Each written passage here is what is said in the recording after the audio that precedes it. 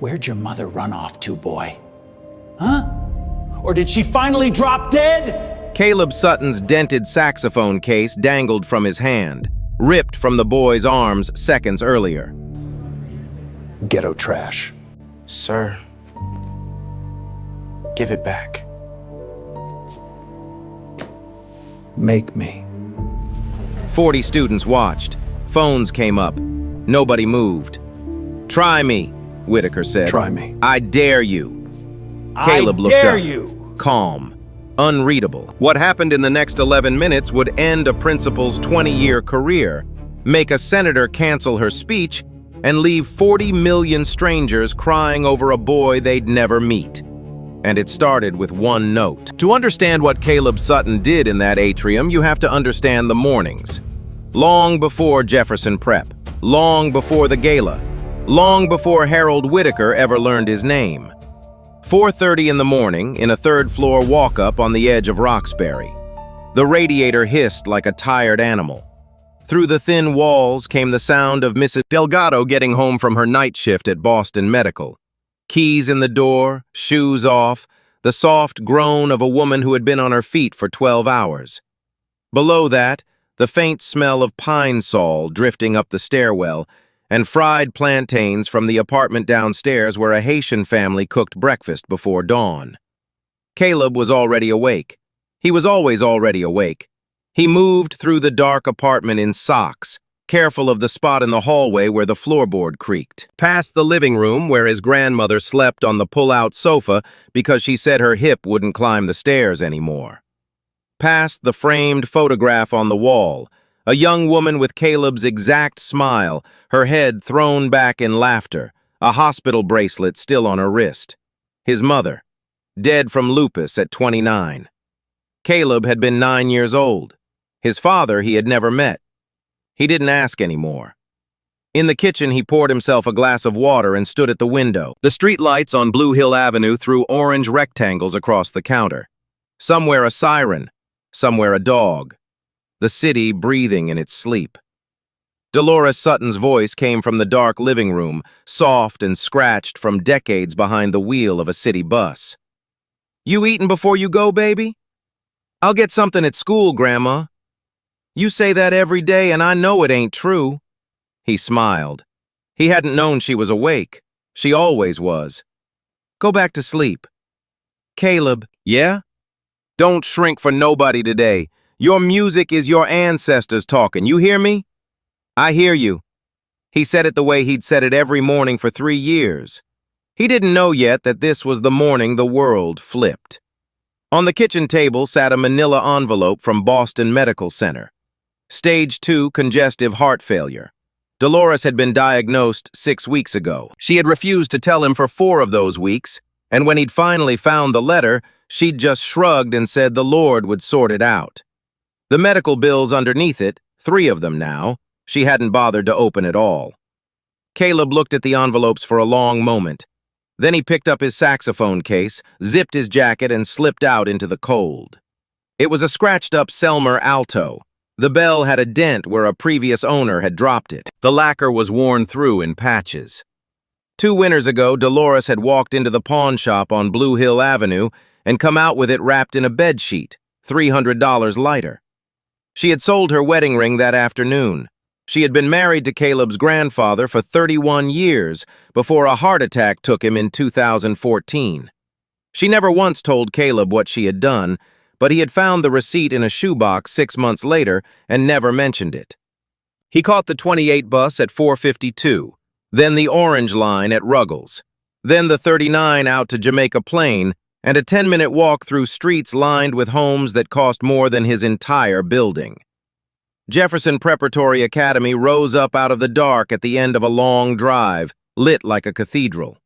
Brick and ivy and 2 centuries of old Boston money. Tuition $64,000 a year.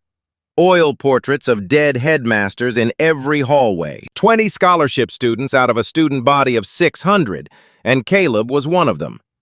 He let himself in through the side entrance the music faculty used. The building was empty. It was 5:40 in the morning. In the music room, the morning light hadn't come yet. He unpacked the Selmer in the dark, wet the reed, warmed the keys in his palms. He could not practice at home. The walls were too thin. Mrs. Delgado deserved her sleep. His grandmother deserved her quiet. So every morning for 3 years he came here, to this empty room, and played. That was where Mrs. Evelyn Brooks first heard him. 63 years old, black, former Juilliard. She had taught music at Jefferson Prep for 21 years and had seen every kind of prodigy the East Coast could produce. She had heard kids who could read any score, kids whose parents paid for $2,000 private lessons, kids who practiced Mozart until their fingers bled. She had never heard anything like Caleb Sutton. She had come in early one morning in September to grade papers. She had heard the saxophone through the door and had stopped with her hand on the knob. He was playing A Love Supreme. Not the sheet music, the Coltrane recording from memory, note for note, every bend and cry and hesitation. He was 16 years old and he had never had a single private lesson in his life. Mrs. Brooks had stood in the hallway with her hand over her mouth. Then she had very quietly closed the door so nobody would interrupt him, and she had walked to her office and sat down and whispered to the empty room, "Lord, that boy's got it." She told him that afternoon that she wanted him to audition for Berklee College of Music. She told him that 6 weeks from the gala, he had an audition slot, full scholarship consideration, the best jazz program in the country. She told him he would need a recommendation letter from the principal to complete his application. Harold Whitaker had held that letter on his desk, unsigned, for 3 weeks. And still, every morning, Caleb came. 4:30, the bus, the train, the empty music room, the scratched Selmer, the reed against his lip, his grandmother's voice in his head. Don't shrink for nobody. That week, Dolores had fallen twice. Her lips had gone blue on the second one. The doctor had used the phrase palliative planning, and she had waved him off and asked if she could still cook Sunday breakfast. The medical bills on the kitchen table had climbed to 4. The envelope from Berklee sat next to them, unopened, because Caleb was afraid to look at it until he had the letter from Whitaker in his hand. So when Dolores zipped his jacket that Friday morning, 2 hours before he would walk into the Jefferson Prep atrium and meet Harold Whitaker for the last time, she reached up and cupped his face. Her hands were cold, her eyes were not. "Your music is your ancestors talking, baby. Let them talk." He kissed her forehead. Then he walked out into the dark, carrying a saxophone his grandmother had bought with her wedding ring, toward a school that had been waiting 3 years to break him. "You are going to want to be here when this boy stops being quiet." Harold Whitaker did not arrive at Jefferson Prep the way his students did. He arrived the way a man arrives who has never, in 58 years, walked into a room he did not already own. His forest green Range Rover pulled into the reserved space at the front of the faculty lot at 7:15 every morning. He took the same 3 steps up to the main entrance, nodded at the same groundskeeper, and walked the same path to his office, where his assistant had already laid out the morning's correspondence and a black coffee at exactly the temperature he preferred. The assistant's name was Claire Donovan. She had worked for him for 9 years. She had learned in the first month that Harold Whitaker did not repeat himself, and that the worst thing you could do in his presence was ask him to. He wore Brooks Brothers. His cufflinks had belonged to his grandfather, Edmund Whitaker, whose oil portrait hung in the Jefferson Prep library above a brass plaque that read, Headmaster, 1958 to 1974. His own father had served on the board of trustees for 22 years. Harold had taken the principalship not for money. He had married into the Kensington family, one of the oldest Brahmin names in Boston, and money was not a thing he thought about, but for legacy. He used that word often, legacy. It fell out of his mouth the way some men said the weather. He walked the halls with 2 assistant deans flanking him a half step behind. Students stepped aside without being asked. When he wanted something, he snapped his fingers once, sharply. Staff moved. He smiled with his mouth and never with his eyes. And if you worked at Jefferson Prep long enough, you learned to read the difference between a Whitaker smile that meant approval and a Whitaker smile that meant your contract would not be renewed. 3 weeks before the gala, he had lost a vote. It had happened in the mahogany-paneled boardroom on the 3rd floor, with 11 other trustees around a table older than the United States. He had dressed carefully that morning. He had prepared his remarks. He had not raised his voice once. He had proposed that the Jefferson Scholarship Program, the one that brought 12 minority students into the academy each year on full tuition, be restructured. He had not used the word cut. He had used phrases like academic integrity and institutional standards, and preserving what makes Jefferson, Jefferson. He had pointed out with his hands folded neatly on the table that certain scholarship students had struggled to integrate into the school's culture. The vote was 8-5, against him. He had not shown anger in the room. He had thanked the trustees for their time. He had walked back to his office, closed the door, and sat at his desk for 40 minutes without moving. When Claire had come in with his afternoon schedule, she had seen his face, set down the folder, and left without speaking. After that day, Caleb Sutton became a problem. It was nothing you could file a complaint about. That was the art of it. It was a locker search, chosen at random, 3 times in 1 month. It was a comment in the cafeteria, loud enough for 2 tables to hear, about the way Caleb said ain't when he was joking with friends. It was an offhand instruction to the dining hall staff that scholarship students really ought to eat at the side tables, to preserve, as he put it, the historical seating chart of the hall. It was Mrs. Brooks submitting Caleb's paperwork for the Massachusetts All-State Jazz Competition, and the paperwork never reaching the state office. It was her resubmitting it, and the second copy vanishing from Whitaker's outbox too. It was the recommendation letter for Berkeley sitting on his desk, 3 weeks old, unsigned, while Caleb quietly asked Mrs. Brooks every Friday if there was any news, and she quietly said, "Not yet, baby, not yet." Harold Whitaker did not hate Caleb Sutton. Hate would have required seeing him as a person. What Harold felt was closer to irritation. The way a man feels about a smudge on his window, something to be wiped away before the guests arrived. And the guests were arriving. The Founders Gala was the most important night of his calendar year. $1,500 a plate. Senator Elaine Whitmore as the keynote. 3 local news crews. A string quartet he had personally vetted from the New England Conservatory. Every major donor in the Jefferson Prep Alumni Network walking through his front doors by 7 o'clock Friday evening. On Thursday afternoon, Claire brought him the final guest list for approval. He scanned it, initialed the bottom, and handed it back without looking up. "No surprises, Claire. Not this year." Claire said, "Of course, sir," and closed the door behind her. 22 hours later, Harold Whitaker would snap his fingers in a marble atrium in front of 40 students and ruin the rest of his life in the space of 11 minutes. Friday afternoon, 3:42. The last bell had rung 12 minutes earlier, and the main atrium of Jefferson Preparatory Academy had filled the way it always filled on Fridays. Slow, loud, students in no hurry to leave. The atrium was the showpiece of the building. Italian marble floors, walls of cream-colored stone, a vaulted glass skylight 20 feet overhead that caught the afternoon sun and threw it down in long gold columns.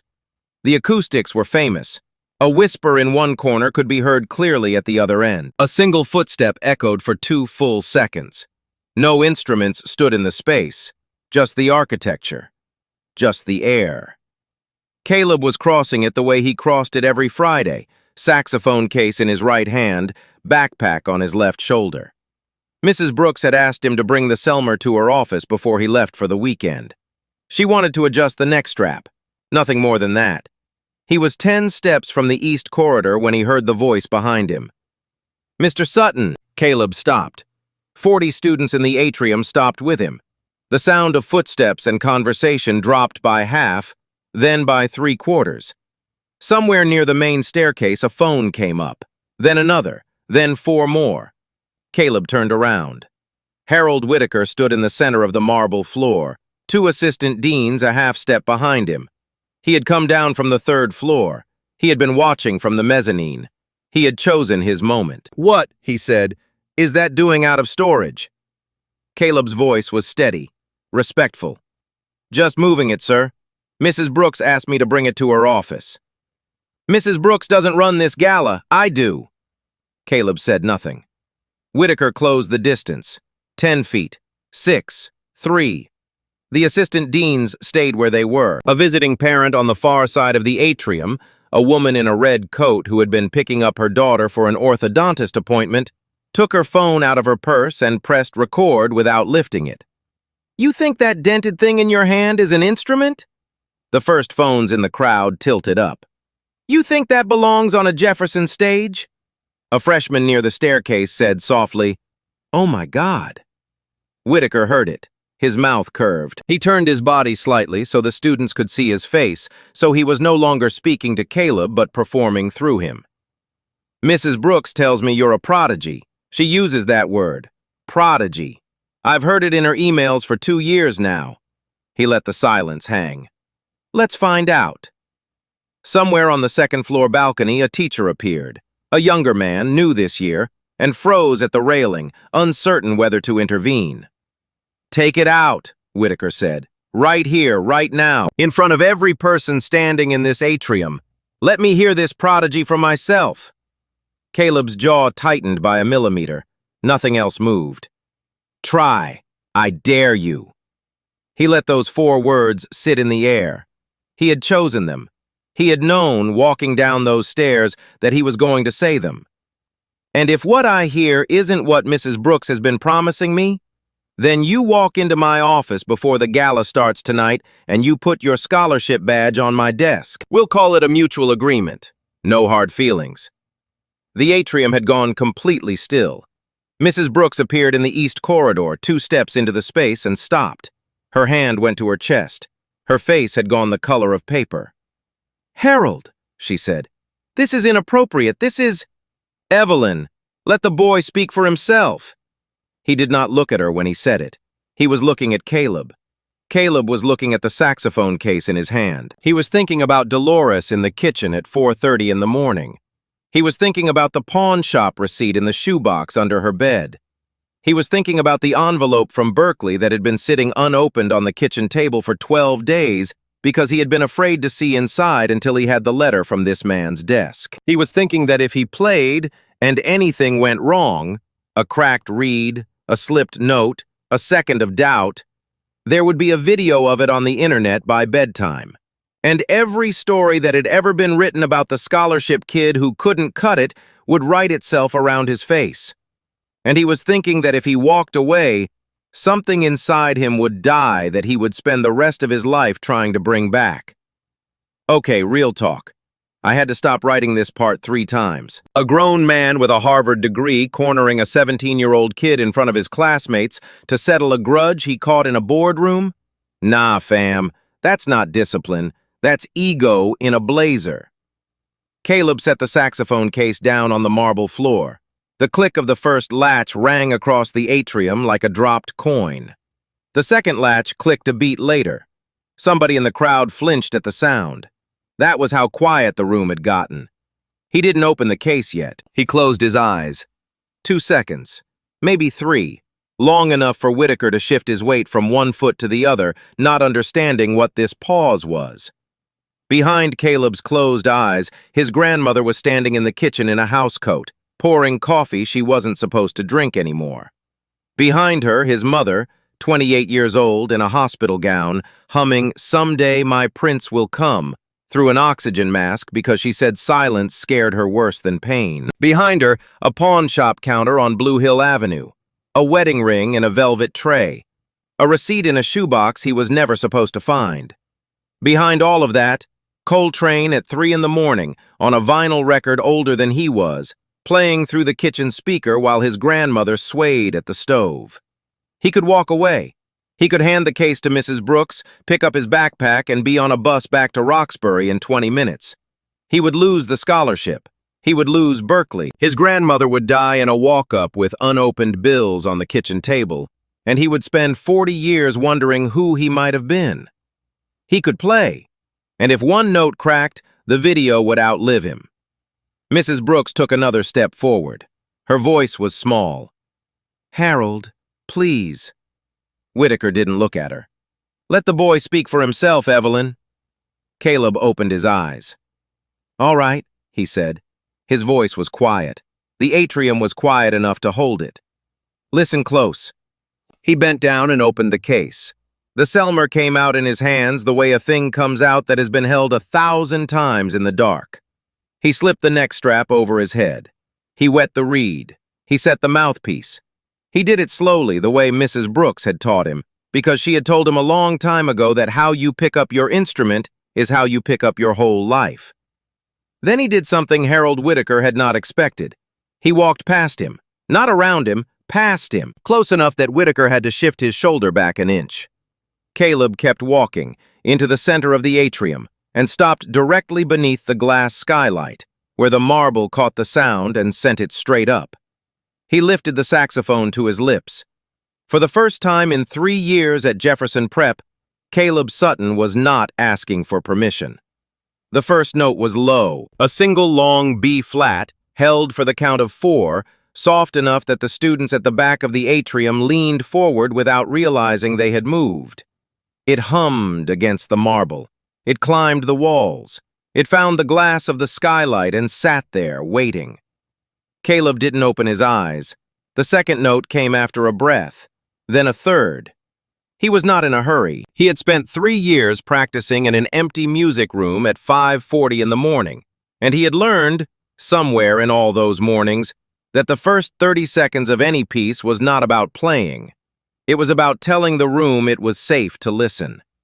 He slid into the opening phrase of Body and Soul, the Coleman Hawkins Standard, 1939, the one his grandmother used to put on the record player on Sunday mornings while she fried bacon in a cast-iron pan and sang along, off-key, happy. She had told him once, when he was 12, that every black musician in America had to know Body and Soul, the way every Christian had to know the Lord's Prayer.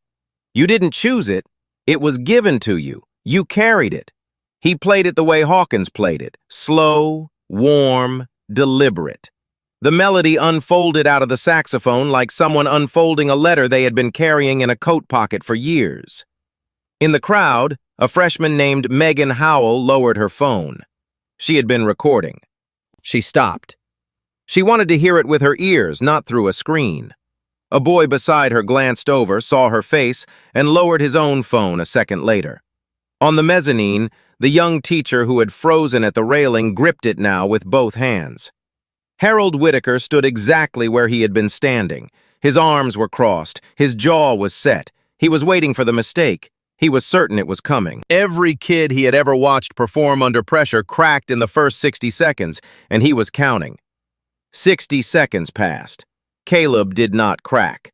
He finished the first chorus of Body and Soul the way it was written, and then he did something the written arrangement did not call for. He modulated, not up, down, into a lower key, darker, the way a storyteller drops his voice when the story is about to turn. Mrs. Brooks, standing in the east corridor, made a small sound in her throat. She recognized the modulation. She had heard fragments of it before, drifting out of the music room at 6 in the morning when she'd come in early to grade papers. She had never heard the whole piece. Nobody had. Caleb had been writing it for 7 months at 5:40 a.m. alone, and he had never played it for another human being in his life. He played it now. The melody that came out of the Selmer was not a standard. It was not a cover. It was his. It started in the low register, mournful, almost conversational, the way his grandmother talked to herself when she thought he was asleep. Then it climbed. Not fast. Patient. Step by step, a half tone at a time, the way a child climbs a staircase that is a little too tall for him. Halfway up, it paused. It hung on a single note, a high A. It held it. It held it. Then it broke, cleanly, deliberately, into a run of 16th notes so fast and so clean that a senior in the back of the atrium, a boy named Trevor Klein, who played second chair in the Jefferson Prep Jazz Band, whispered out loud, "That's not possible." The custodian who had been pushing a broom near the west wall stopped. He set the broom against the wall. He did not pick it up again for 11 minutes. The visiting parent in the red coat was crying. Her phone was still recording, held at waist level, forgotten. On the second floor, 3 more teachers had gathered at the railing. The head of the English department put her hand over her mouth.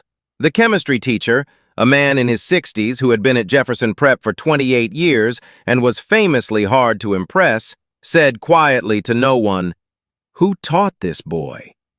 Nobody had taught him, that was the answer. Mrs. Brooks had guided him. She had handed him sheet music and recordings and said, "Listen to this, listen to this, now listen to this." She had never given him a private lesson in her life. He had taught himself in an empty room at an hour when the rest of the school was still asleep. Somewhere in the back of the atrium, a side door opened.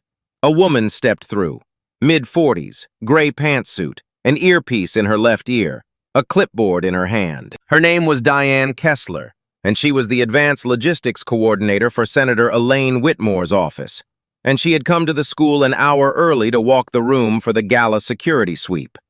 She took 2 steps into the atrium. She stopped. She listened for 20 seconds. Then she lifted her wrist to her mouth and spoke into the cuff of her jacket, and whatever she said made the voice on the other end say, "Stand by," and go silent.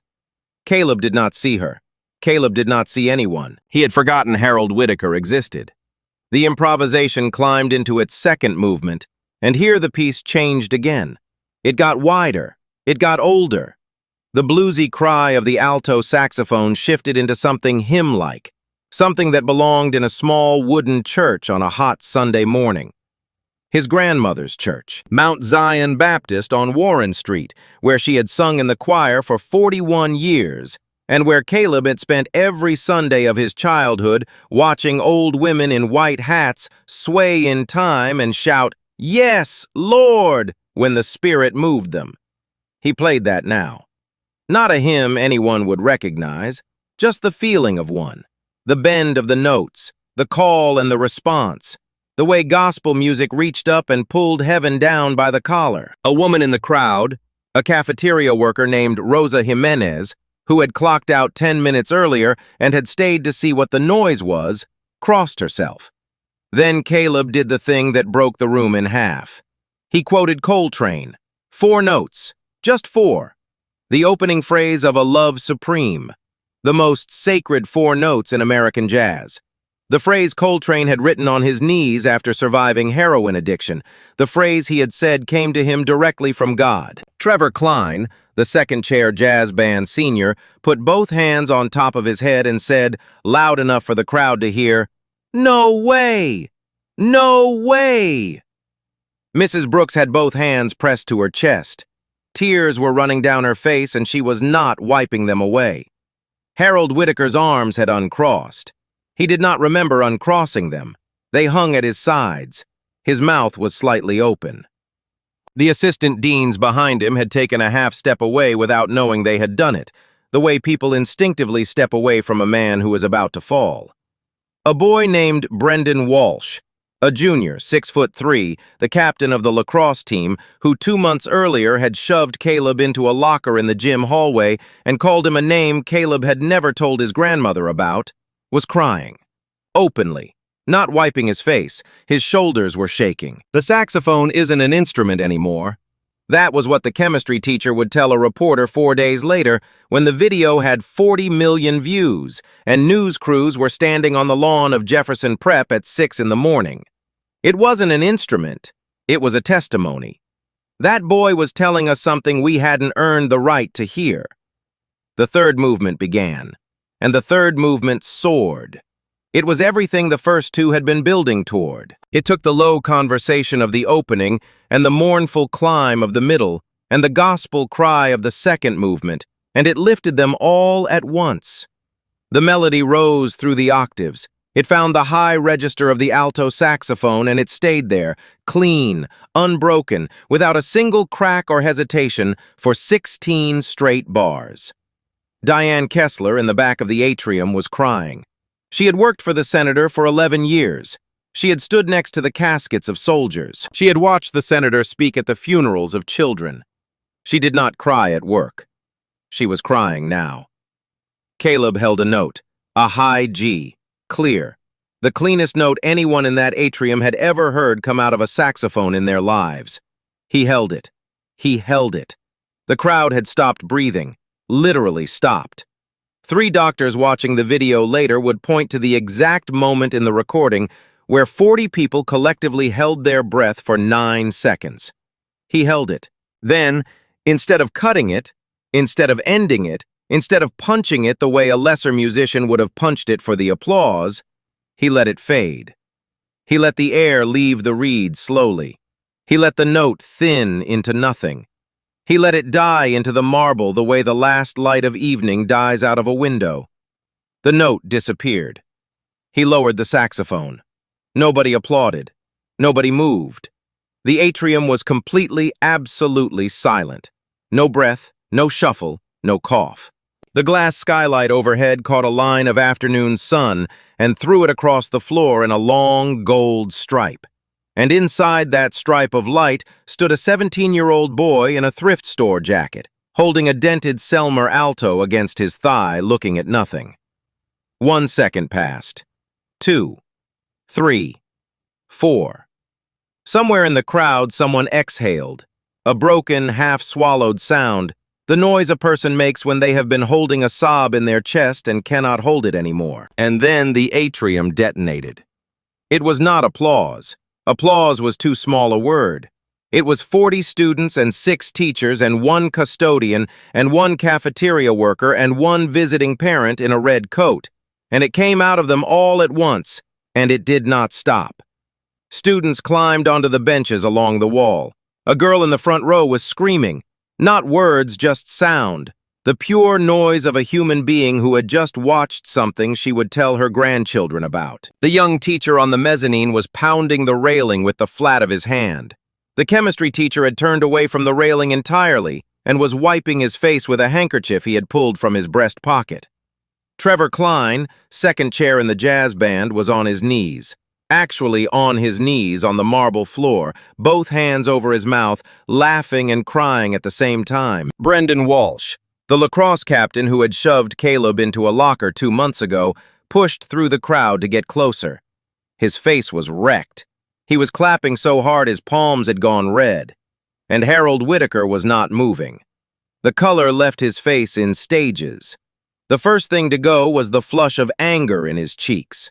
That drained out of him in the first 2 seconds of the silence, before the applause ever started. The second thing to go was the set of his jaw, the tight, controlled line of the man who was always about to win. That softened into something slack and unfamiliar. The third thing to go was the most important thing, the thing he had worn for 58 years, the certainty in his eyes that he was the most important person in any room he walked into. That left him last. It left him slowly, and when it was gone, he looked, for a moment, like a man who had walked into the wrong building. He tried to speak. His mouth opened. Nothing came out. He tried again. Beside him, the senior assistant dean, a woman named Laura Hastings, who had worked under him for 6 years, leaned in and spoke without moving her lips. "Harold, the parent in the red coat is still recording. It's already uploading." He did not respond. He was not there. Diane Kessler, the senator's advance coordinator, was still speaking into her cuff. Her voice had dropped to a murmur. Whatever she was saying, the voice on the other end was no longer telling her to stand by. A side door opened at the east end of the atrium. Senator Elaine Whitmore walked in. 67 years old, 2-term United States Senator from Massachusetts, daughter of Reginald Whitmore, the jazz pianist who had played the Savoy Ballroom in 1952 and had died the year she was elected to her first office. She was wearing a navy coat and low heels, and she had been standing behind the marble column at the east entrance for the last 3.5 minutes of Caleb's performance, because Diane Kessler had radioed her the moment she had understood what was happening in this room. She crossed the atrium slowly. The applause did not stop, but it quieted around her, the way sound quiets in a church when someone important walks to the altar. She stopped in front of Caleb. She did not look at Harold Whitaker. She was not going to look at Harold Whitaker for the rest of the afternoon. Caleb raised his eyes. He was still a little out of breath, and he said the line he would not know until years later was the line that changed his life. He said it to Harold Whitaker. Quiet. No venom, just true. "You told me to try, sir. I hope it was everything you dared me to be." Senator Whitmore took a breath. She spoke to the room, not to Whitaker. "Young man, would you do me the honor of opening the gala tonight?" Harold Whitaker opened his mouth. He closed it. He nodded once, stiffly, because there was nothing else left for him to do. 3 hours later, the chandeliers came on. The Jefferson Prep Founders Gala filled the grand ballroom the way it filled it every year. Black tie, champagne towers, a string quartet warming up in the corner that nobody was listening to. 600 guests, 3 news crews, the mayor of Boston at table 4, the president of Berklee College of Music at table 9, because Diane Kessler had made a phone call at 4:15 that afternoon and said, "Cancel whatever you have tonight. You need to see this boy in person." Dolores Sutton sat at the front, in the seat that had been reserved 2 hours earlier for the chairman of the board. A Jefferson Prep senior had given up her own borrowed gown so Dolores could wear it. The oxygen tank beside her chair had been draped in a length of black silk by a junior prom committee member who had decided, without asking anyone, that Caleb's grandmother would not be sitting next to a piece of hospital equipment tonight. Mrs. Brooks walked to the microphone. She had been crying on and off since 3:42 that afternoon. She cleared her throat twice before she could speak. "The young man you are about to hear," she said, "is the reason I still teach." She paused. She tried to say his name. Her voice cracked on the word family, and she stopped, and she did not try to finish the sentence. She stepped away from the microphone and put her hand over her heart and looked at Caleb in the wings, and he understood. He walked out. He played for 12 minutes. He did not play what he had played in the atrium. He played something quieter. Something for his grandmother. A melody she had hummed over a hot stove in a Roxbury kitchen for 61 years, arranged for alto saxophone by a 17-year-old boy who had sat at her feet and learned every note of it without knowing he was learning. Dolores wept through every bar. The rewards began that night and did not stop for a month. Diane Kessler walked the president of Berklee over to Caleb during the reception and introduced them by first names. The president listened to Caleb speak for 4 minutes. Then he said quietly that the audition in 6 weeks would not be necessary. A full 4-year scholarship was on the table, effective the following September, and the only thing Caleb needed to do was accept it. Caleb looked at Mrs. Brooks. She nodded. He accepted. A man named Gerald Ashford came up to Dolores during the dessert course. He was in his late 70s, silver-haired, in a tuxedo that fit the way only custom tuxedos fit. He said he had known her late husband. He said they had worked together at the MBTA bus yard in the early 1980s, before Gerald had left to start the logistics company that had eventually made him very rich. He said he had not seen Dolores in 30 years, and that he had not known, until tonight, that her grandson was the boy in the atrium video. He said her medical bills were going to disappear. All of them. He said it the way a man says something that is already done. And Dolores, who had not let herself cry during the performance, cried then. A second donor, a woman who had been sitting at table 11, whose name would not be released until a press conference the following Tuesday, announced the creation of the Sutton Scholarship at Jefferson Preparatory Academy. 5 full tuitions a year in perpetuity for scholarship track students in the arts. The Board of Trustees convened an emergency meeting 72 hours after the gala. Harold Whitaker was placed on administrative leave pending review. He resigned 8 days later in a brief statement that did not mention Caleb Sutton by name. The interim principal named to replace him, by unanimous vote, was Evelyn Brooks. The video of the atrium reached 40 million views before the end of the week. "Try, I dare you," became a phrase people used on the internet the way people use phrases that outlive their origin. A black music critic wrote a feature for The Atlantic with the headline, "The Boy in the Gold Light." In it, she wrote, "What we saw in that atrium was not a miracle. It was a young man who had already done the work, meeting the moment he had been preparing for his whole life." 2 weeks later, on a Sunday morning, Caleb sat on the fire escape of the 3rd-floor walk-up in Roxbury with the Selmer across his lap. The kitchen window was open. His grandmother was inside, stirring grits. She called out, "Baby?" Play the one your mama liked." He did. The applause had faded. The cameras had moved on. But most of them will never be heard. Most of them will spend their whole lives waiting for a room to go quiet long enough to listen. Most of them will not get a Diane Kessler walking through a side door at exactly the right minute. What Caleb had was not luck. What Caleb had was 3 years of 4:30 mornings. 3 years of a Selmer Alto bought with a wedding ring. 3 years of a grandmother zipping his jacket at the door and telling him his music was his ancestors talking. By the time next week, I am telling you about a janitor at a Manhattan law firm who solved a case 3 senior partners could not crack, and what happened when they finally found out who he used to be. You are not going to want to miss it, because sometimes the person you underestimate is the only person in the room who was ever going to change it. See you next week. But the real power in that atrium came from a grandmother named Dolores, who sold her wedding ring for a saxophone and told her grandson his music was his ancestors talking. That's the lesson. Dignity doesn't beg for a seat at the table. It does the work in the dark. And when the moment comes, it plays the note. And listen, I think we've all been in that atrium. Maybe not marble floors, maybe a break room, a classroom, a family dinner. Obviously smaller than their title tried to make you smaller than yours.